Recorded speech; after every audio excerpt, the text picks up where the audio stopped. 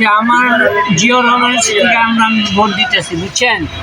জিও রহমান বলতে আমাদের দিকে ভোট দিতেছি, কিন্তু যতই নেতা কর্মী আসছে ভোটের সরকারি নির্বাচনে, বুঝছেন, ইলিয়াস মোল্লা আইসে, বিভিন্ন সব ধরনের লোক আইসে, বিএনপি আইসে, জানাচ্ছি সবই আইসে আমাদের কাছে যে আপনাদের কী সমস্যা আছে আমাদের বলেন, আপনাদের যে সমস্যা আছে আমরা ক্ষমতায় আমরা এই সমস্যা আপনাদের করে দেবো।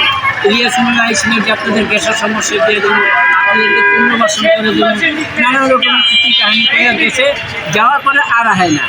এখন বিএনপি আইসে ক্ষমতায়, বিএনপি বলে যে আমি এটা করে দেবো, এটা স্কুল করে দেবো, মাদ্রাসা করে দেবো, আপনাদের ছেলেমেয়ের কার্ড বানিয়ে দেবো, রেশন পাবেন, হ্যাঁ, মাদ্রাসা করে দেবো, চাকরি দেবো, নানা রকমের কথা বলে। যারা আছে তারাই এগুলো কথা বলে, বুঝছি।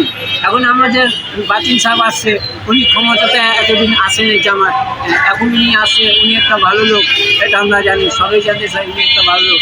ওনার জামাত আসলে এত কিছু করতে পারবে, এটা আমাদের ধারণা, সে একটা কিছু সিদ্ধান্ত নিতে পারবে। আমাদের নেতা আছে নিয়াজ খান, সেও বলছে যে আমরা পুনর্বাসন নিয়ে আপনাদের কাছে আবেদন জানাইছি যে আমাদের এই পুনর্বাসন এখানে আমরা বাস্তবায়ন করে দেবে, আমার ছেলেদেরকে যাদের চাকরি নেয় চাকরি দেওয়া হবে, হ্যাঁ, যারা বিদেশ যেতে পারতেছে শিক্ষা গ্রহণ করে চাকরি পাইতেছে না তাদেরকে বিদেশ পাঠানো হবে কম খরচে।